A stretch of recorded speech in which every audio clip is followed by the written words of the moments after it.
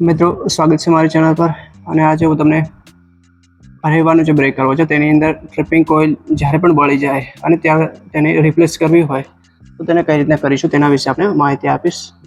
તો કંઈક આ ટાઈપનું અરીવાનું બ્રેકર હોય છે અને અહીંયા પણ આપ લખેલું છે બ્રેકરનું અરીવા લખેલું છે, અહીંયા જોઈ શકો છો અને તેનું ફૂલ ડેટા તેનો આપેલો છે, તે બ્રેકરની માહિતી અહીંયા આપેલી છે।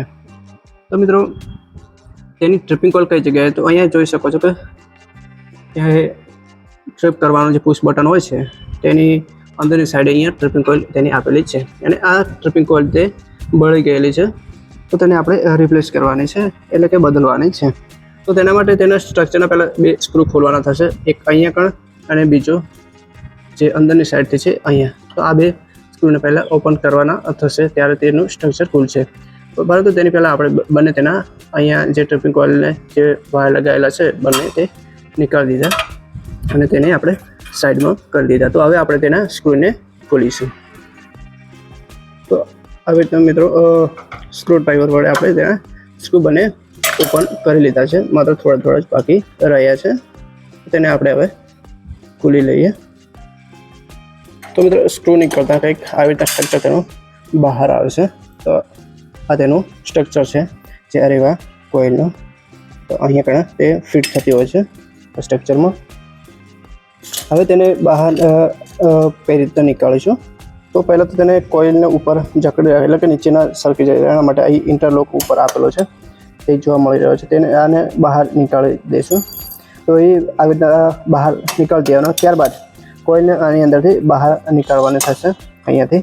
તો અહીંયા કણ પ્રેસ કરશો અહીંયા કણ કોઇલની દંડીને એટલે તે બહાર આવી જશે। તો મિત્રો આવી રીતના તે કોઇલ બહાર આવી જશે। તો અહીંયા જોઈ શકો છો કે આવી રીતના તેને બહાર નીકાળી દીધી, તેને થોડી પ્રેસ કરશો ત્યારે જ તે બહાર નીકળશે, એમ તો ઇઝીલી બહાર નહીં આવે।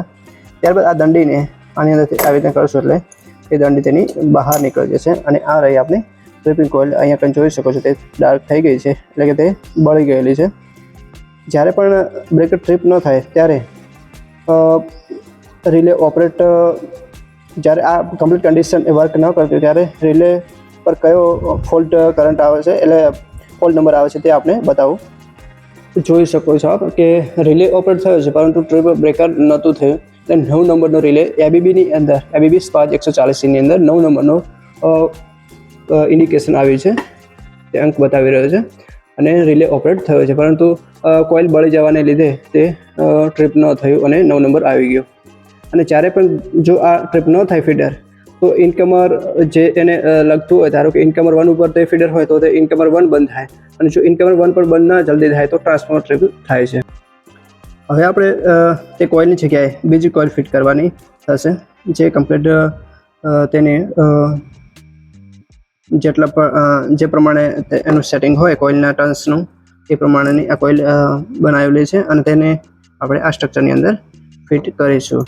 તો આ દંડીને જ્યારે પણ કોઇલ બળી જાય, અહીંયા જોઈ શકો છો અંદર થોડું જ્યાં પ્લાસ્ટિક ઉપર આપણે દેખાઈ રહ્યું છે તે અંદરની સાઈડમાં થોડું પ્લાસ્ટિક હોય છે તે ફૂલી ગયું છે, તેના લીધે અહીંયા કણ ડાર્ક સ્પોટ આ જે પેદા થયા અહીંયા કણ જે કોઇલ અંદરની સાઈડથી બળવાથી, તો તેને જે કાચ પેપર આવે તેનાથી ઘસી દેવાનું બરાબર, આ ટાઈપના કાચ પેપર હોય તેનાથી કોઇલને બરાબરની ઘસી દેવાની, જેથી કરીને આવી રીતના સર્ક્યુલેશન કમ્પ્લીટ થઈ શકે, આની અંદર સરકી શકે કમ્પ્લીટ, અને ટ્રિપિંગ જ્યારે આવે ત્યારે કોઇલ આવી રીતના થાય અધર એટલે ઓપરેટ થઈ જાય અને બ્રેકર આપણું ટ્રીપ થઈ જાય। તો તેને બરાબરની ઘસી દેવાની અને જે બ્લેક ડોટ્સ દેખાઈ રહ્યા છે તે આપણે કમ્પ્લીટ ઘસીને તેના નીકાળી દેવાના। તો તેના માટે કાચ પેપરનો પણ ઉપયોગ કરી લેવાનો।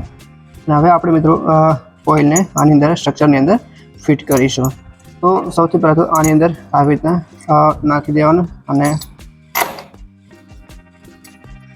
આવી રીતના આવશે કોઇલ, અને ત્યારબાદ અહીંયા પણ આવી રીતના ફિટ થશે।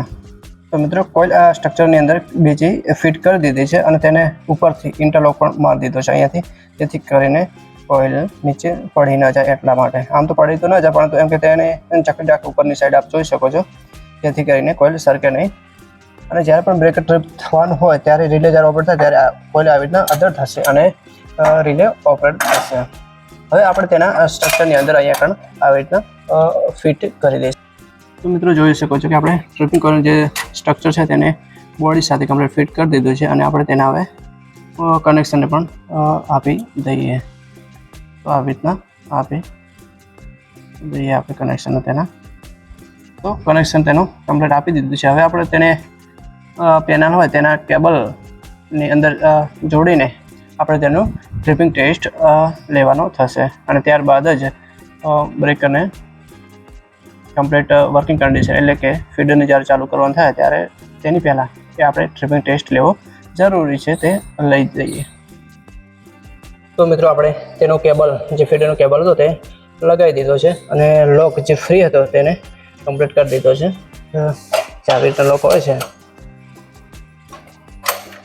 અહીંયા આવી રીતના લોક હોય તેને કરી દેવાનો તો જ બ્રેકર ચાલુ થશે, નહીંતર ડમી તેની અંદર આવી શકે છે.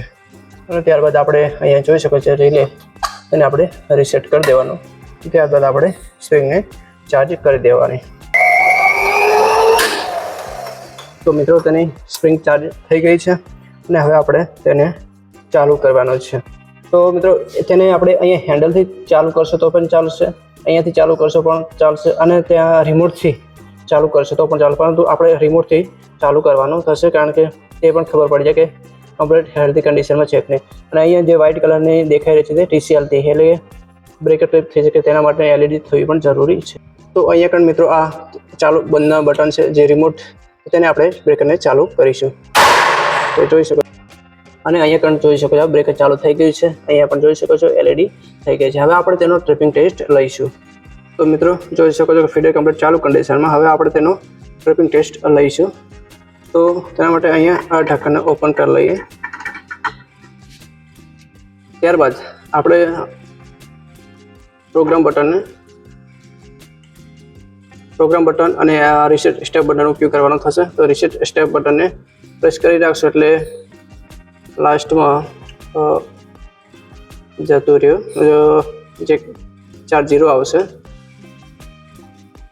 હા, એક લાલ કલરનું અને ત્યારબાદ 3 ગ્રીન કલરના. ત્યારબાદ એ આવી જાય ત્યારબાદ પ્રોગ્રામ બટનને પ્રેસ કરી રાખવાનું એટલે આવી રીતે ફ્લિકરિંગ થવા લાગશે 3 ગ્રીન 0. ત્યારબાદ પ્રોગ્રામ બટન ફરીથી દબાવશો એટલે આપણે બિટવીનમાં ટ્રાય લઈએ તો બિટવીન થયો આપણો 4 નંબર. તો તેના માટે આની અંદર LED આવી ગયા બાદ આપણે રીસેટ સ્ટેપ બટન અને પ્રોગ્રામ બટન બંનેને એકસાથે પ્રેસ કરીશું. તો અહીંયા જોઈ શકો છો રિલે ઓપરેટ થઈ ગયો.